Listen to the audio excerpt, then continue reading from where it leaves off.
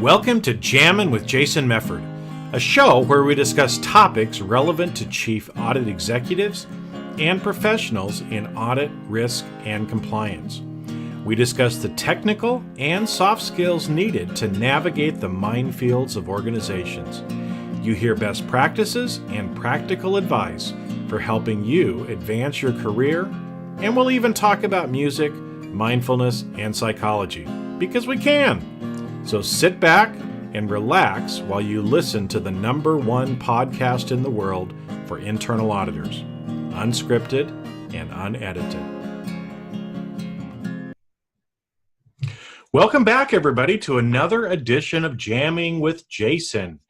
And today I want to talk about breaking the mindset of CPE. So breaking the CPE mindset. Now, some of you might be wondering, what is the CPE mindset? So let me start just kind of explaining what that is and why we need to break out of that kind of mindset for us to be able to blossom and develop in our career the way that we need to. So CPE stands for Continuing Professional Education, CPE. Now, most of us in professional life have certifications, and as part of that certification process, you're required to have continuing professional education units each year. And so for a lot of the certifications, you need to have 40 hours of continuing professional education each year. Now, the reason for that is, if you pass the tests, you become certified. In order to maintain your certifications going forward, they want to make sure that you're actually staying current and relevant by continuing your educational process.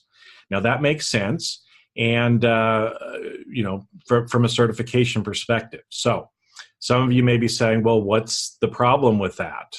And let me just kind of explain. This is what I see most people doing when it comes to continual professional education. At the beginning of the year, they've just finished all their stuff for the year, and they get busy and kind of dive into what they're doing in their work.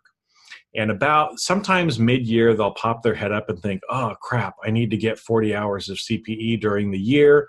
Let me look through and see what I can find." Sometimes you wait until the end, and I get this a lot of times, people in the fourth quarter all of a sudden sticking their head up and going, "Hold it, I haven't gotten my CPE for the year yet." And then they scramble at the last minute to try to fit in CPE before the end of the calendar year. Now, there's some problems with that. And the first one is that we are in a knowledge environment right now. So, you've heard before about things like the Industrial Revolution. Well, now we're in a knowledge or information revolution. And what that means is that for professionals especially, we have to continually be improving ourselves and learning because new things are coming all the time. So one of the problems with the CPE mindset is people will literally go most of the year without really learning or developing themselves professionally. That's a problem because the world changes a lot within 1 year. So that's kind of the first problem with it, and I'll go in and talk a little bit about some solutions and some ways to overcome that in just a minute. But let's talk about a couple of other reasons why having that CPE mindset can get you into trouble.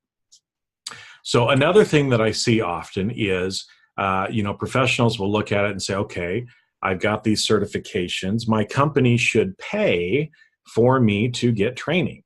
Now, I totally agree with that. Companies should be investing in their people and providing them with training and learning opportunities throughout the year. Now, what we've found, though, is, at least in my experience and what I'm hearing from a lot of people, is companies are not paying for training like they used to. And so, you may go into your boss and say, hey, I would like to go to this conference, or I'd like to go to this particular seminar, and it doesn't get approved, right? So there's all these little buzzwords that go along with it. There's competing priorities. We don't have the budget for that right now. We've got training budget, but we don't have travel. I can't afford to have you out of the office for a week. You've probably heard all of those things. Now, what ends up happening most of the time is people, when they hear that, they say, oh, if my company won't support me, then I can't get the training that I need. Now, that also is a trap that you don't want to get stuck in, because here's the reality. Whether your company pays for it or not, you need to be developing yourself. You need to develop what's called a lifelong learning mindset, where you are always trying to learn and grow. If your company won't pay for it, then you need to pay for it, right? Because your career is important, and no one else is going to take as much of an interest in your personal development as you do. So if your company doesn't pay for it, you need to find a way to pay for it. Because again, for you to continue to learn and grow and develop in your career the way that you need to, you've got to make the time and money investment to be able to learn the things that you need to. So that's the second one that I see a lot of times, is people will say, oh, well, my company won't pay for it, so I just can't do it. And sometimes they'll let their certifications lapse because of that. Which is unfortunate, because usually those certifications have taken sometimes years and tens of thousands of dollars to be able to get. Another one that I see often is people, and especially this kind of comes from the second group, where they say, oh, I don't have the money to pay for the training that I need. Now, this is another trap that we see people get into. They'll look at it and say, oh, a couple $100 or $1,000, I just can't afford that. And I hear that all the time. I can't afford that. Well, this is one of the little pieces of medicine of what you need to hear, maybe not what you want to hear. Instead of saying, I don't have money for it, you need to flip that around and say, what is it costing you not to invest that money? Okay, because again, here's the reality. Somebody else in your organization, somebody else out there in the world is choosing to invest in themselves. And when it comes to the time for promotion, when it comes to the time of maybe taking a different job at a different company, who do you think is going to win? The person who has continually invested in themselves, both in time and money, or the person who sits back and complains and says, I don't have the money, I don't have the time, my company won't support me? That person's not going to be getting the job. And so, like I said, the reality is I see people falling into one of these three different traps, and sometimes all of them. Okay? And that is not going to get you where you want to be in your career. Now, if you're perfectly happy where you're at, you never want another raise, you never want a different job, you don't want to move up in your career, then you probably don't need to worry about it too much. Except for the fact that while everyone else in your organization is learning and growing and developing, and you're not, when it comes time for layoffs or other things like that, who do you think is going to be the first person to be let go? It's the person who is not investing in themselves. Okay, so again, as I said when I started off here, it's important for us to continually have this, what's called a lifelong learning mentality. And so that's what I'm talking about, is trying to move from a CPE mindset where you think, oh, I need to have 40 hours of training every year, and it's got to meet these different criteria to be able to keep my certification going. Now, while that may be important, here's another thing I'm going to tell you. 40 hours of education during the year is not enough. You need to have more than that if you want to continue to stay relevant and move forward in your career. Okay, so we've talked a little bit about some of those traps that people fall into. So what can you do about this to be able to kind of shift your mindset and be able to get the training and learn the things that you need to do? So let me give you a couple of tips on that. One of the things, I told this scenario before of, you look through the catalogs or you look online a little bit and you go to your boss and you say, I'd really like to go to this training. Well, for your company to invest in you, there needs to be a return on investment for them. So if you're going to them with a training that's just something that's nice that you'd like to go to because it sounds really fun, and maybe it's in an exotic location like Hawaii or New York, someplace where you'd like to go visit, most of the time that's not going to be approved, because the manager is going to look at it and think, well, you just want a week vacation in Hawaii, and the topic doesn't really relate to what you're doing or what we need here. So no, you can't go. So a better way of going about that is to actually determine and look at your skills and competency and the knowledge that you have and realize, where am I weak? What are some of the things that I need to do to develop myself better? And so we'll just pick an example here. Let's say that you need to improve your communication skills. Those could be verbal, those could be written communication skills. And maybe you've actually had some things in your annual review or in some of the performance evaluations that you've had that says, Jason, you really need to improve your writing skills. Well, if that's something that you have been talked about in your annual review, then one of the things you should find is a way to improve your writing skills. If you go back to your boss instead and say, hey, we've talked several times about the fact that I need to improve my writing skills. One way that I would like to do that is to take this particular training as an example. You're going to be much more likely to actually get that approved because it directly relates back to the job that you're actually performing. Your boss is going to be able to sell that to others in the organization to say, yes, Jason's been having trouble with his writing skills. This looks like a good course for him to take. But here's the kicker. If you go and take that class, your performance better improve. Because again, if they're going to be investing time and money in you and having you away from the organization, they're going to expect to see a return. So that's one tip or one way to try to help in improving the likelihood of you getting approved for a particular training.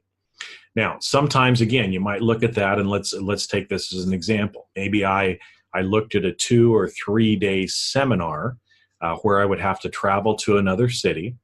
And so, the total cost of that might be, maybe it's $1,500 or $2,000 for the course, but you're going to spend another $1,500 to $2,000 in travel costs. So the total outlay is going to be something like $4,000.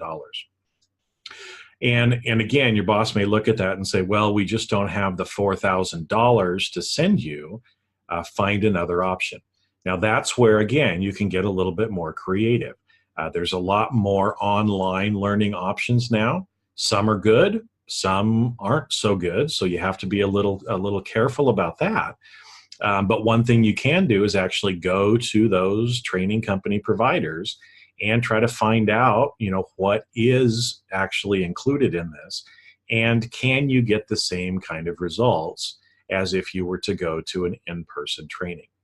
Now, sometimes you can, sometimes you can't. You've got to ask some of the questions, but those companies should be able to provide you with the answer. In fact, sometimes they can actually help you in establishing or building the business case for it. We've seen people go through this program and they've improved by X% as a result of that. And so then you can start to try to understand, and maybe it goes from a $4,000 investment to a $500 investment.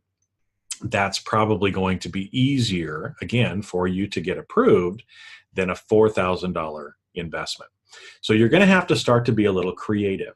And like I said, especially for those companies that have training budget, but they don't want people out of the office, or they don't want people traveling and paying for travel costs to go to training, those are some of the things that you need to start thinking about. Are there online options or other ways for me to be able to get that without physically having to travel? And like I said, there's lots of different options now for that that are out there. If you're not aware of some of those options that are out there, send me a message, and I can actually put you in touch with and share with you some of those options that are out there now. So that's one of the things that you can think about. Excuse me. Now, another thing that I see quite often is people trying to find low cost or free CPE as well. And so I want to talk about that just for a minute. Nothing in this world is actually free. Okay, so I'm going to say that again, because sometimes people don't quite get that. Nothing in this world is absolutely free.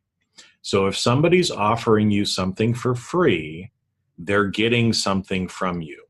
Okay, either you have to sit through a commercial, or you have to opt into their website so that they can start sending you messages to try to sell you something else, because there is nothing that is just for free. Okay, so let's just kind of get that out there first. Now, like I said, sometimes people who don't have their company supporting them may choose to turn to some of these free options because they think, well, I don't have that much money. I'd rather just kind of do free CPE. Here's the problem with it. Most of the free CPE that is out there is not really that good. And what do I mean? Well, in an hour, let's say it's an hour-long webinar. You may get 20 minutes of good content, and the rest of the 40 minutes is them somehow kind of selling you on something else, or talking about their product that helps you to do this particular thing. So just be wary of companies that are offering things for free, because they usually want something from you. Okay. And a couple of other things that kind of go along with this. As a training provider myself, I've seen this often where companies want me to do things for free or participate in free webinars, again, which means I can't bring my A game to that particular whatever it is that I'm doing, because I know that I'm not getting paid. And I don't know about you, but I don't think you like to work for free either. And so what ends up happening is often those instructors that are doing those free things are not really the best instructors. Okay. And so the quality of what you're going to get out of that is probably lower than actually if you invest and pay. Now, we're not talking about huge amounts of money here. I mean, there's a lot of options that are out there that are only, $30, $50, $100. And the quality of those trainings are much, much better than the ones that are given away for free. Now, if you don't believe me, just kind of stop and think about the last thing that you got for free compared with something that you actually paid for, and what was the difference between those two. Let me give you a quick example. Recently, I gave a speech to a group, and as part of that, they gave me a free pen, okay, as I was leaving, that had their logo on it and everything else, right? Okay, so I got a free pen. I came back home, and I pulled out the pen and thought, hey, I'm going to go ahead and use their free pen because it'll remind me of them. So I started using it during the day and realized it wasn't really that good of a pen. In fact, it started frustrating me to the point that after I started using it for an hour or two, I just threw it in the trash. It was something that I didn't value because I got it for free, and it really wasn't that good of a pen. So what did I do? I pulled out one of my other favorite pens that I paid for. That's a nice pen. No problems, no frustration after that. So again, think about really the value that you're receiving and what the organization wants from you if you're looking for something that is free. So I said already, the quality often is not usually the best, One thing usually too, the free things you get at one time, that's it. You don't get to go back and listen to it again or have it as a reference later on. So just be wary of people trying to sell you something for free, because it's not really free. Okay. Now, the other thing about some of the free things as well, I said the quality often is lower because the instructors who are doing that are not quite as good, but also sometimes they're actually painful to listen to. I've been on some free webinars as an example where I just ended up leaving, and I've heard this from other people too, that after about 10 or 15 minutes, they just couldn't handle it anymore and they just dropped off anyway. So, again, be wary of that because nothing in this world is really free. Okay, so let's move on to another thing. So I talked before about the difference between the CPE mindset of just making sure you have 40 hours, regardless of what it is.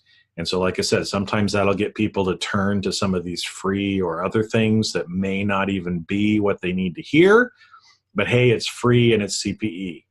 Well, it might fill that CPE niche, but really what it's doing is wasting your time, an hour of your time, if it's not actually helping you to develop your career or be where you need to be. Okay. Now, another thing then for you to be thinking about as well is that, again, as you're going through and trying to switch from a CPE mindset to a lifelong learner mindset, there's some things you're going to need to do every day or every week that are outside of the norm for what you're used to doing. And what I mean by that is you have to start developing habits of trying to learn something new every day, every week, every month. So what that means is instead of waiting until the end of the year to try to get all of your training, you should be getting a little bit of training every week or every month to be able to get you to where you need to be. So how do you do that? Well, again, there's things like this podcast where you are actually learning things. Most of the time, again, like in a podcast format, you may not earn CPE for it, but you're still learning and developing and growing. Now, this podcast is a little bit different because I have an agreement with C-Risk Academy where we're actually posting these over there as well.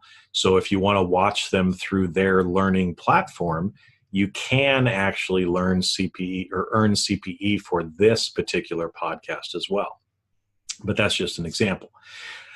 So things like podcasts, reading books, listening again to webinars, whether those are free or paid, are all things that you can start to incorporate into your daily, weekly, monthly schedule. Because again, like I said, you don't want to get to the end of the year and then all of a sudden have to take a week off of work, let's say, to be able to get your CPE. Do a little bit every day. And again, whether your company supports you or not, this is something that you should be doing for yourself. So go out and get what you need. Now, along with that, there's going to be some longer format things that you're going to need to do. There might be, 2 hour, 4 hour, a full day, 2-day classes, things like that, that you want to take as well. And so really you have to start planning and thinking about what is it that I need to develop? Where do I need to work on myself? So some of these may be things that are professional things. Again, like my example of learning how to communicate better, both written and verbal. That could, again, those are knowledge, skills, and competencies that relate to your job in particular. But sometimes there's also things that we want to do just for our own personal development. And that is just as important, if not more important, than some of the professional skills that we normally think about with a CPE mindset. So what I'm saying is there may be things that you need to learn or do that you're not going to receive CPE credit for. And that's okay.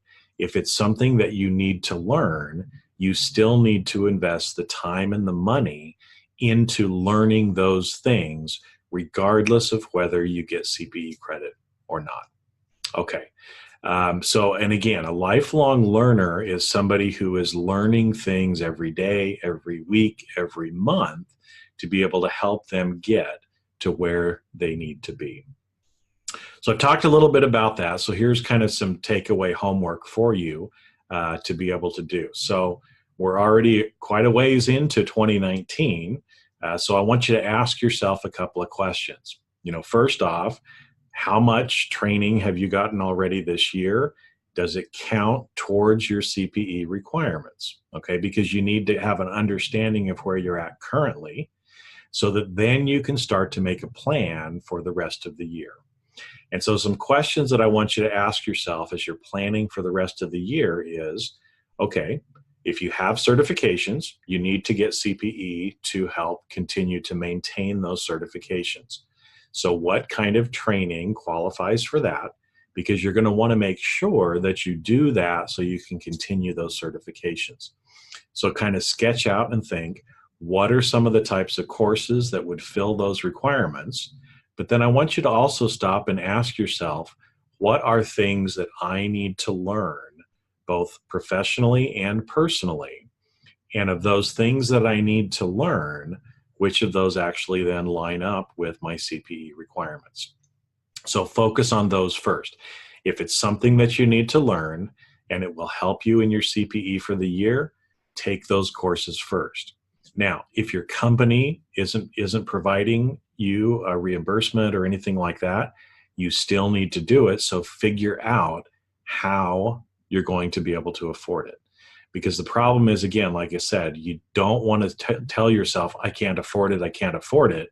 What you want to say instead is, how can I find the money to be able to invest in myself?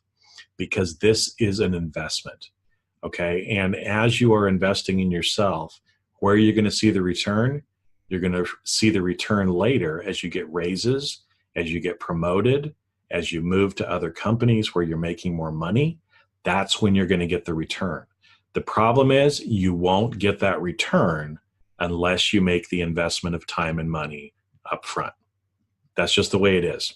And again, as I said before, if you were the hiring manager and you were looking at two different candidates, one who was continually telling themselves, I don't have the money, I can't afford it, and so they don't develop themselves personally, or you look at somebody who has that lifelong learning mindset that has continued to improve themselves and learn and develop, which one do you think is going to get the job?